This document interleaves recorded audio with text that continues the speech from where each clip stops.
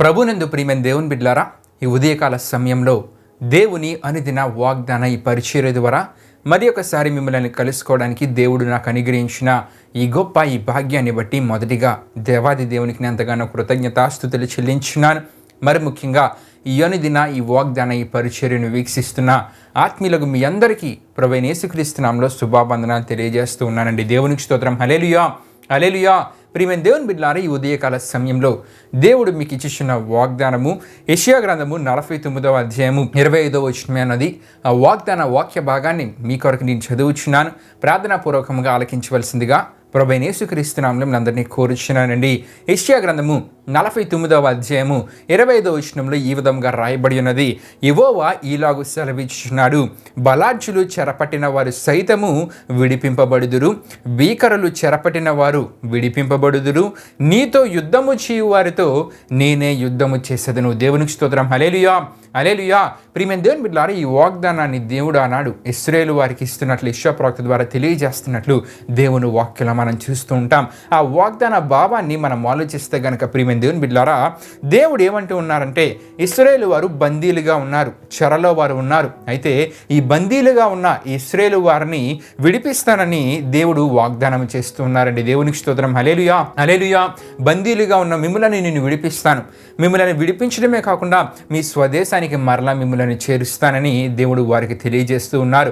స్వదేశానికి చేర్చడమే కాకుండా ఇంకా మనం చూస్తున్నప్పుడు ఎవరైతే శత్రువులు ఇశ్రాయేలు వారి సంపదనంతటినీ కొల్లగొట్టుకొని వెళ్ళిపోయారో, శత్రువులు కొల్లగొట్టిన సంపదనంతటినీ ప్రియమైన దేవుని బిడ్డలారా మరలా వారికి దయచేస్తానని దేవుడు వాగ్దానం ఇస్తూ ఉన్నారండి. దేవునికి స్తోత్రం. హల్లెలూయా, హల్లెలూయా. ప్రియమైన దేవుని బిడ్డలారా, దేవుడు మరలా సమకూరుస్తానని వారికి తెలియజేస్తూ ఉన్నారు. అంటే మొదట బందీలుగా ఉన్న ఇశ్రాయేలు వారిని మరలా తిరిగి విడిపిస్తానని, విడిపించి వారిని వారి యొక్క స్వదేశానికి చేరుస్తానని దేవుడు తెలియజేస్తూ, శత్రువులు కొల్లగొట్టిన సంపదనంతటిని మరలా తిరిగి సమకూరుస్తానని చెప్తూ చివరిగా ఈ వాగ్దానపు మాటలో దేవుడు ఏమంటూ ఉన్నారంటే, నీతో యుద్ధము చేయవారితో నేనే యుద్ధము చేసేదను.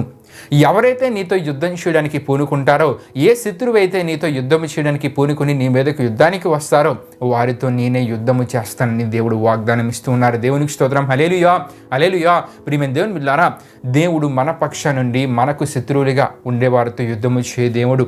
మనము వారి గురించి ఆలోచించాల్సిన అవసరం లేదు, వారి గురించి కష్టపడిపోతూ ఆలోచించవలసిన అవసరం ఏమీ లేదు. ప్రియమైన దేవుని బిడ్డలారా, దేవునిలో స్థిరంగా బలంగా మనం ఉన్నప్పుడు దేవుడే మన పక్షాన ఉంటూ దేవుడు ఏం చేస్తానంటూ ఉన్నారంటే, నీతో యుద్ధము చేయవారితో, అంటే ఎవరైతే నీకు శత్రువులుగా ఉంటారో, ఎవరైతే నీకు శత్రువులుగా ఉండి నీకు విరోధంగా పన్నాగాలు పన్నుతూ ఉంటారో వారందరితో నేనే యుద్ధము చేస్తానని దేవుడు అంటూ ఉన్నారు. సాతాను, అంతేకాకుండా సాతాను విరోధంగా ఉండి చాలా పన్నాగాలు పన్నుతూ ఉంటాడు. కానీ దేవునిలో మనం స్థిరంగా ఉన్నప్పుడు దేవుడు మన పక్షం నుండి సాతానుతో యుద్ధము చేసి మనకు విడుదల దయచేస్తానని దేవుడి వాగ్దానం ద్వారా మాట్లాడుతూ ఉన్నారని. దేవునికి స్తోత్రం. హల్లెలూయా, హల్లెలూయా. ఆయన మన పక్షాన ఉండి యుద్ధము చేయ దేవుడు. నిజమే. దేవుని వాక్యాలు మనం చూస్తున్నప్పుడు యెషయా గ్రంథము 51వ అధ్యాయం 22వ వచనంలో ఏమని కనబడుతుంటుందంటే, తన జనుల నిమిత్తము వ్యాజ్యమాడు నీ దేవుడు ఇలాగూ సెలవిచ్చుచున్నాడని మనం చూస్తుంటాం. తన జనుల నిమిత్తము, తన ప్రజల నిమిత్తము, తన ప్రజల కొరకే వ్యాజ్యమాడు దేవుడు. మనం ఆరాధిస్తున్న దేవుడు అంటే తన ప్రజల పక్షాన వ్యాజ్యమాడు దేవుడు. నిజమే. అబ్రామును మనం చూస్తుంటాం. అబ్రాముకు కూడా దేవుడు ఆశీర్వదించినప్పుడు ఆదికాండము 12వ అధ్యాయం 3వ వచనం మనం చూస్తున్నప్పుడు, నిన్ను ఆశీర్వదించు వారిని ఆశీర్వదించదను, నిన్ను దూషించు వారిని శపించదను.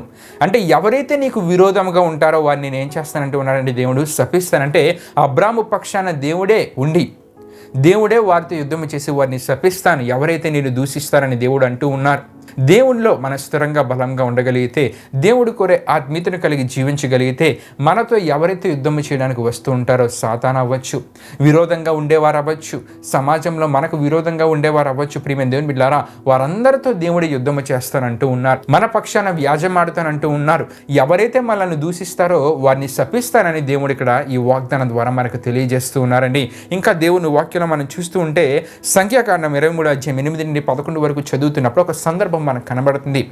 బాలాకు బిలాముకి ఏం చెప్తారంటే ఇశ్రాయేలు వారిని శపించమని చెప్తారు. కానీ దేవుడు ఏం చేస్తారంటే బిలాము నోటి నుండి ఇశ్రాయేలు వారి పక్షాన ఆశీర్వాదపు మాటలే, ఇశ్రాయేలు వారికి దేవుడు ఆశీర్వాదాన్ని ఇస్తున్నట్లే ఆ మాటలు పలికించినట్లు ఆ సంఖ్యాకాండం 23వ అధ్యాయం 8 నుండి 11 వరకు రాయబడిన వాక్య వచనాల సందర్భంలో మనం చూస్తుంటాం. ప్రియమైన దేవుని బిడ్డలారా, మరి ప్రాముఖ్యమైన విషయం ఏంటంటే జకర్యా గ్రంథం 2వ అధ్యాయం 8వ వచనం మనం చూస్తున్నప్పుడు సైన్యములకు అధిపతి యొక్క యెహోవా సెలవిచ్చినదేమనగా మిమ్మును ముట్టిన వాడు తన కనుగుడ్డిన ముట్టిన వాడని దేవుడు ఇస్తాడంటే ఎవరైతే మనకు విరోధంగా ఏదేదో చేద్దామని ప్రయత్నాలు చేస్తూ ఉంటారో, మనకు విరోధంగా మాట్లాడుతూ ఉంటారో, మనతో విరోధంగా ప్రవర్తిస్తూ ఉంటారో, దేవుడు ఏమంటూ ఉన్నారంటే వారి గురించి ఇక్కడ ఏం తెలియజేస్తున్నారంటే మిమ్మును ముట్టినవాడు తన కనుగుడ్డును ముట్టినవాడని ఎంచుతాడంటే దేవుడు. అంటే దేవుడు మనకి ఎంత విలువిస్తూ ఉన్నారో ఈ మాట ద్వారా మనం అర్థం చేసుకోగలం. ప్రియమైన దేవుని బిడ్డలారా, ఎవరైతే మనల్ని ముడతారో, ఎవరైతే మనకు విరోధంగా మాట్లాడతారో వారి దేవుని కనుగుడ్డును ముట్టిన వారి నుంచి దేవుడు వారిని విడిచిపెట్టారు. ప్రియమైన దేవుని బిడ్డలారా, ఈ వాగ్దానాన్ని మనం చూస్తున్నప్పుడు ఎన్నో విషయాలు మనకు కనబడుతూ ఉంటాయి. మొదటిగా విడిపించు దేవునిగా మనకు దేవుడు కనబడుతూ ఉన్నారు. ఇశ్రాయేలు వారు బందీలుగా ఉన్నారు, బందీలుగా ఉన్న వారిని దేవుడు విడిపిస్తానంటూ ఉన్నారు. అంటే ప్రియమైన దేవుని బిడ్డలారా, విడిపించు దేవుడు, నీకున్న శ్రమల నుండి విడుదల కలుగుజేయ దేవుడు, నీకున్న అనారోగ్య పరిస్థితి నుండి విడుదల కలుగుజేయ దేవుడు, నీకున్న భారాల నుండి విడుదల కలుగుజేయ దేవుడు. దేవునికి స్తోత్రం. హల్లెలూయా, హల్లెలూయా. ఇశ్రాయేలు వారిని విడిపించడమే కాకుండా వారిని మరలా దేవుడు ఏమంటూ ఉన్నారండి, స్వదేశానికి చేరుస్తానంటూ ఉన్నారంటే వారు చేరవలసిన స్థలానికి దేవుడు వారిని చేరుస్తానని ఇక్కడ వాగ్దానం ఇస్తూ ఉన్నారు. ప్రియమైన దేవుని బిడ్డలారా, మనము కూడా కొన్ని లక్ష్యాలు చాలా మందికి ఉంటూ ఉంటాయి, చేరవలసిన లక్ష్యాలు వారికి చాలా ఉంటూ ఉంటాయి. అటువంటి వాటిని దేవుడు నెరవేరుస్తారు. ప్రియమైన దేవుని బిడ్డలారా, వారు చేరవలసిన ఆ లక్ష్యాలను వారు చేరుకునేలా దేవుడు అద్భుత కార్యాలు చేస్తూ ఉంటారు, దేవుడు ఆశీర్వదిస్తూ ఉంటారు. మూడవదిగా మనం చూస్తున్నప్పుడు వారి సంపదను దేవుడు వారికి మరలా అనుగ్రహిస్తానంటూ ఉన్నారు, సమకూరుస్తానంటూ ఉన్నారు. శత్రువులు కొలగొట్టిన సంపదను మరలా నేను మీకు తిరిగి దయచేస్తానంటూ ఉన్నారంటే సంపదను తిరిగి సమకూరుస్తానని దేవుడి వాగ్దానాలు మాట్లాడుతూ చివరికి ఏమంటూ ఉన్నారంటే వారితో ఎవరైతే యుద్ధం చేద్దాం అనుకుంటారో, యుద్ధం చేయడానికి పూనుకుంటారో వారిని దేవుడు ఏమంటూ ఉన్నారంటే ఇశ్రాయేలు వారి పక్షం నుండి వారితో యుద్ధం చేస్తానని వాగ్దానం ద్వారా మాట్లాడుతూ ఉన్నారు. ఈ విధంగా మన జీవితాలలో విరోధంగా ఎవరు ఉన్నా సరే వారితో యుద్ధము చేసి దేవుడే మన పక్షాన యుద్ధము చేసి అద్భుత విజయాలను దేవుడు మన జీవితాల్లో దయచేస్తానని ఈ వాగ్దానం ద్వారా మనందరితో మాట్లాడుతూ ఉన్నారండి. నిజమే ప్రియమైన దేవుని బిడ్డలారా, దేవుని వాక్యాలు మనం చూస్తున్నప్పుడు ఎంతో మందిని వారి శ్రమల నుండి వారిని విడిపించిన దేవునిగా మనం చూస్తుంటాం. అంతేకాకుండా వారిని చేరవలసిన స్థలాలకు చేర్చిన దేవునిగా దేవుని వాక్యాలు మనం చూస్తూ ఉంటాం.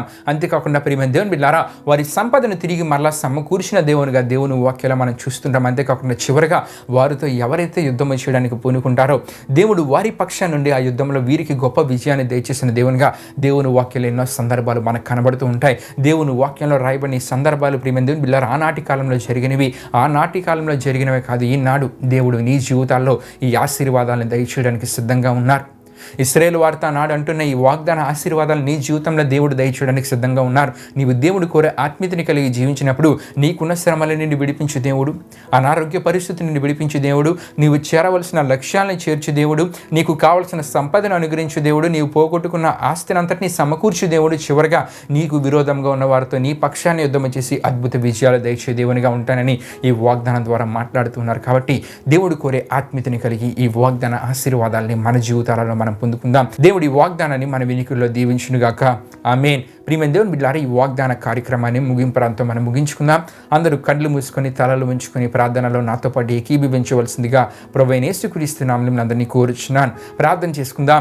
మహిమాస్వరూపైన మా ప్రభువా, జీవాధిపతి అనేసియా, నీ ఘనమైన నామానికి మహిమ ఘనత ప్రభావం చెల్లించినాం దేవా. ఇప్పుడు వరకు ఈ వాగ్దానం ద్వారా మా అందరితో మాట్లాడిన దేవా, మీకే వేలాది వందనములు కృతజ్ఞతాస్తుతులు చెల్లించినమేసా.